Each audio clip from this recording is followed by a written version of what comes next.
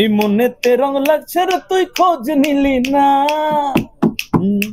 এই মনেতে রং লাগছে রে তুই খোঁজ নিলি না, তোরই আশায় চাইয়া থাকি দাম দিলি না। আকুম বাকুম বাকুম আকুম করে রে সোনা বন্ধু বুঝলি না রে মনে রে অসুখ, আরে ওষুধ হইল তোরই ভালোবাসা। চোখে লাগে তোর পীড়িতের নেশা, ও নেশা রে। গানটা যে লিখেছে আমার বড় ভাই আশিক মাহমুদ, ও তো একা হাতে অনেক কিছু করেছে, গানটা লিখেছে প্লাস ভিডিও ডিরেক্টর।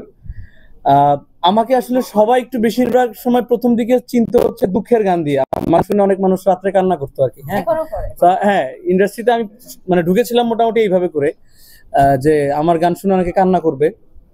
তো একটা সময় গিয়ে মনে হলো যে শুধু তো মানে বিশেষ করে আমার বিয়ের পরে মনে হলো যে শুধু কান্না গান দরকার না, একটু নাচা মানে একটু রোমান্টিক গান হোক।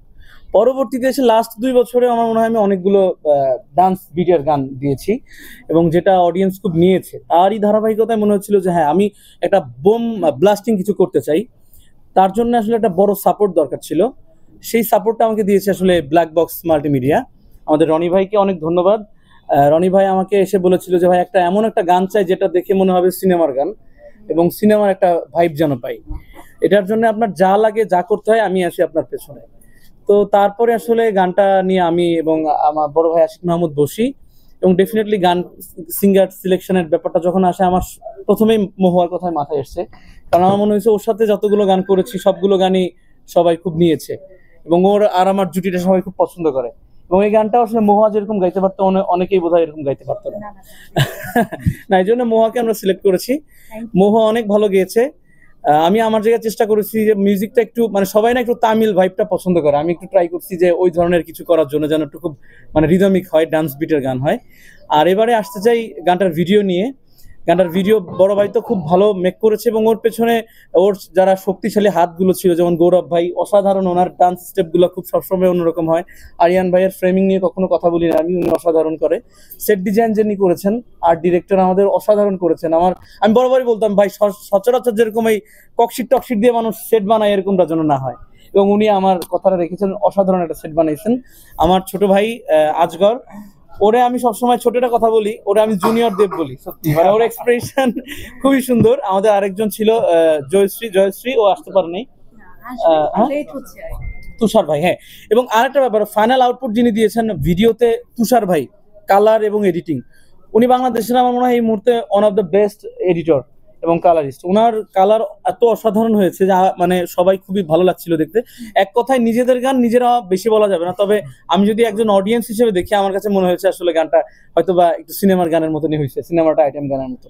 এবার দর্শকের উপর ছেড়ে দিব, দর্শকের যদি গানটা ভালো লাগে তাহলে তারা শেয়ার করবে এবং দর্শকের খারাপ লাগলে কমেন্ট বক্সে বলবে এবং ভালো লাগলেও সেটা বলবে।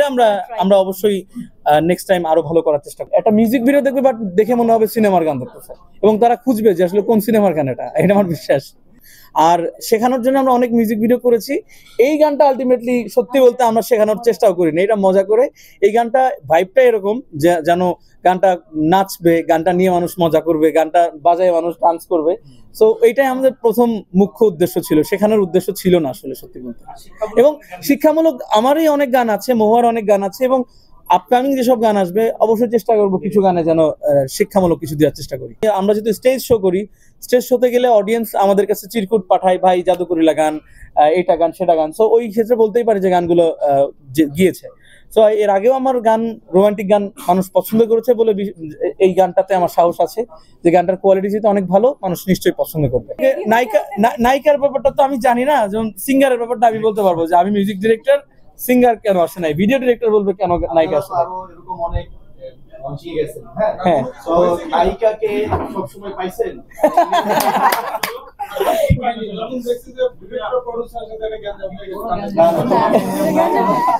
আচ্ছা, আমাদের এটা গৌরব ভাইয়া এইটার ব্যাপারটা গৌরব ভাইয়া জানে। গৌরব ভাই আপনার সাথে কোনো ঝগড়া হয়েছে নায়িকার? হয় নাই তো না? তাহলে